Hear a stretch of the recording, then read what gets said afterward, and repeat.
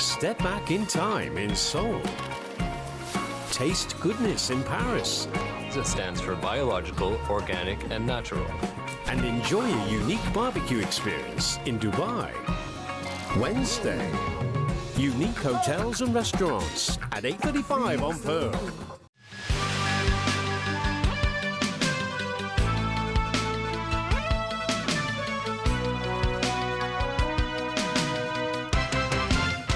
Welcome back. Rwandans on Monday marked the 20th anniversary of the Central African country's 100-day genocide that saw 800,000 people murdered. The commemoration was attended by leaders and officials from around the world, but as Alain Bouknia reports, there was no representative from France. Thousands of Rwandans packed the country's main sports stadium. 20 years ago, militia, mainly from the Hutu ethnic group, began 3 months of machete and gunfire attacks on Tutsis and moderate Hutus. A minute of silence was punctuated by the screams of survivors. Rwandan President Paul Kagame renewed accusations against France, an ally of the Rwandan government at the time, of not only not doing enough to stop the genocide, but even training militia to take part. The people who planned and carried out the genocide were Rwandans. But the history and root causes go beyond this beautiful country. People cannot be bribed or forced into changing their history. And no country is powerful enough, even when they think they are, to change the facts.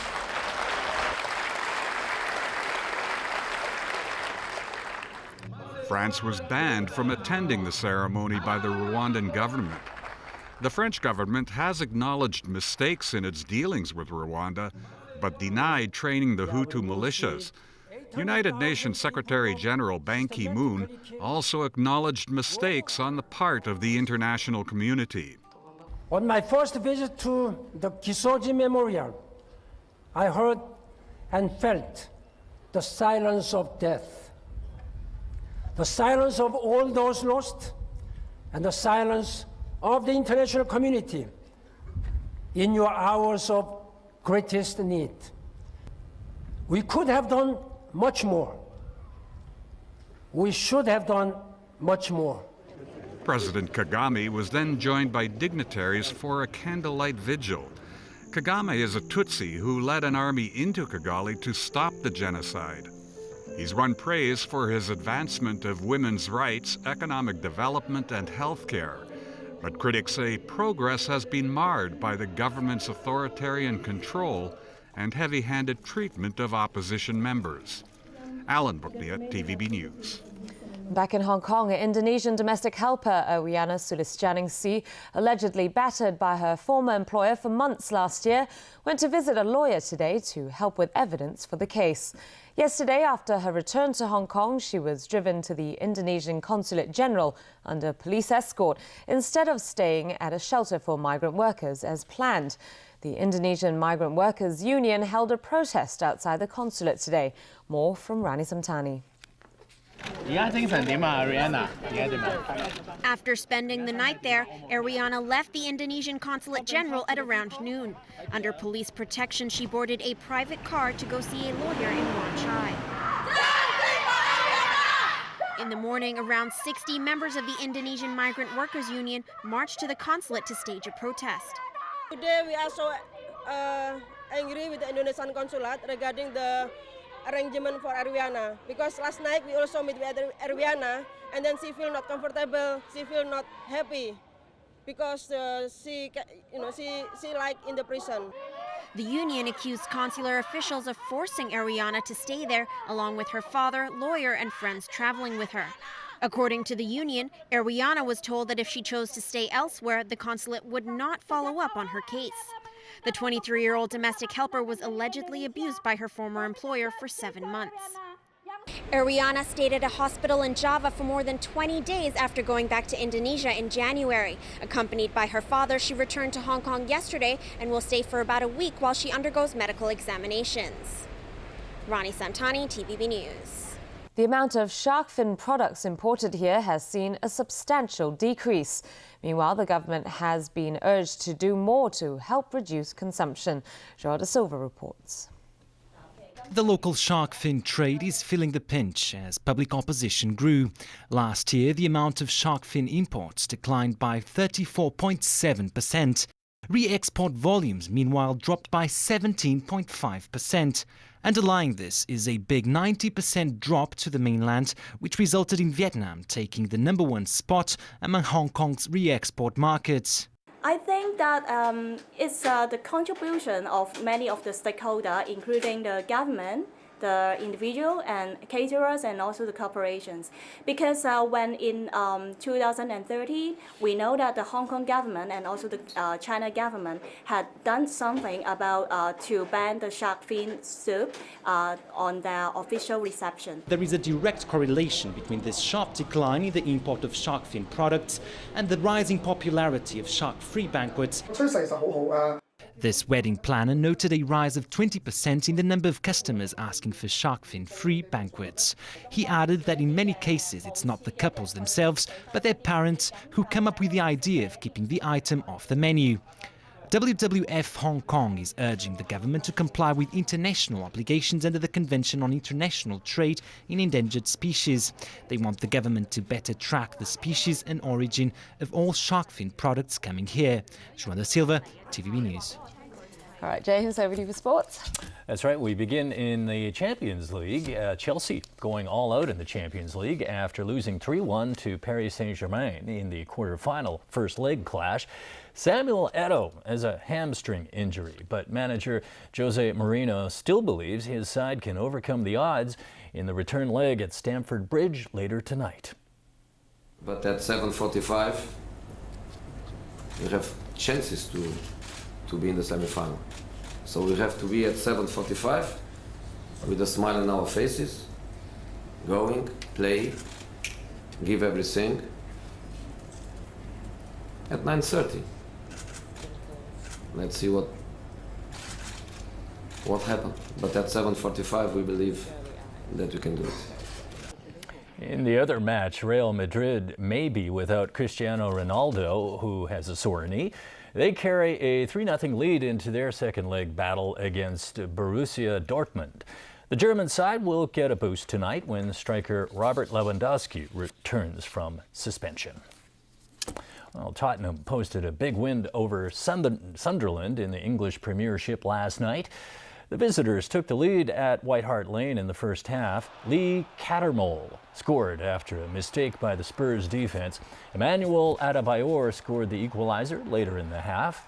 After the break, it was all Spurs. Harry Kane put the home side ahead for good. Tottenham then scored 3 more times. Christian Eriksen was among those finding the target. Tottenham rolled 5-1. Relegation-plagued Sunderland stays at the bottom of the standings.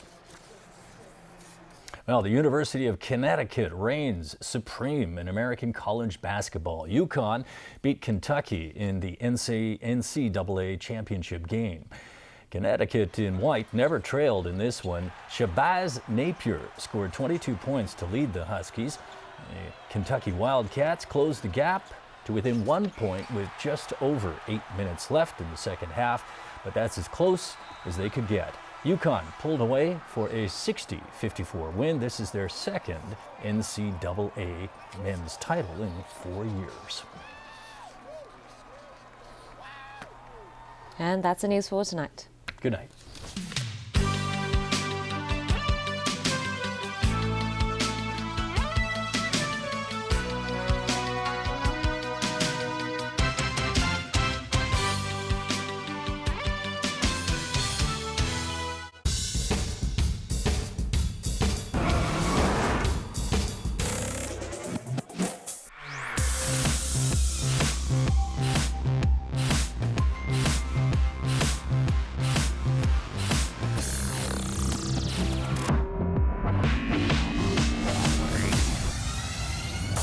It changes everything.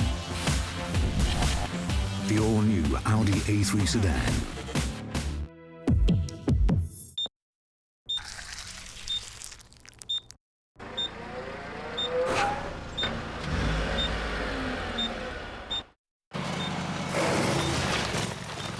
Live wider awake with Beauty Rest. The only mattress that combines the support of Beauty Rest pocketed coil technology with the comfort of air-cool memory foam. Beauty Rest. It's you, fully charged. Sun Life Financial presents The Weather Report is brought to you by Sun Life Financial. Good evening. The weather was mainly cloudy with isolated heavy showers. And as tonight's situation chart shows, Tropical Storm Pipa was centered about 1,290 kilometers southeast of Manila. It is forecast to move northwest or west-northwest slowly towards the Philippines. Today's temperatures ranged from 18.8 to 21.1 degrees, and the relative humidity was between 88 and 99%, moderate easterly winds. The current temperature is now 21 degrees Celsius, with the relative humidity standing at 96%. 27.5 millimeters of rainfall has been recorded since midnight. So Freddie, how's the weather tomorrow?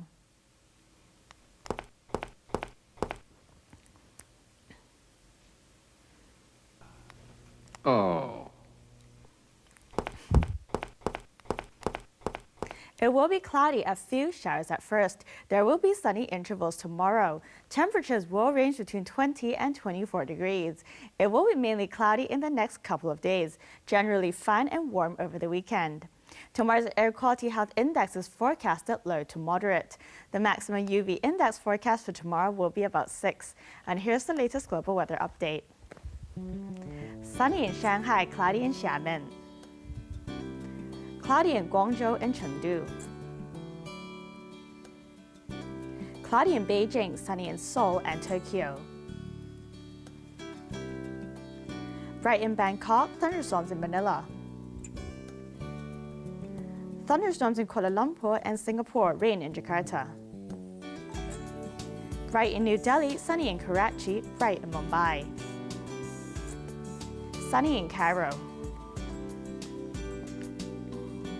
Showers in Brisbane, cloudy in Sydney, rain in Melbourne. Cloudy in Toronto. Rain in Vancouver, sunny in San Francisco and Los Angeles. Cloudy in London, sunny in Paris and Zurich. And that's the weather. Have a lovely evening. It was brought to you by Sun Life Financial. Life's brighter under the sun. As long as you don't doubt yourself, everyone else will eventually fall in line. So what's the plan, boss? Don't call me boss. How exactly are we being evaluated? By not screwing up. If we didn't need your kind, I would gladly depower all of you. Prove to me that you belong here. Thanks. The Tomorrow People, tonight at 10:40 on Pearl.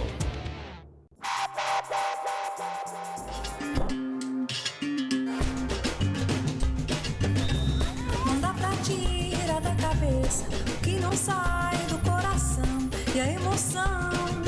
Zum zum toma conta da razão.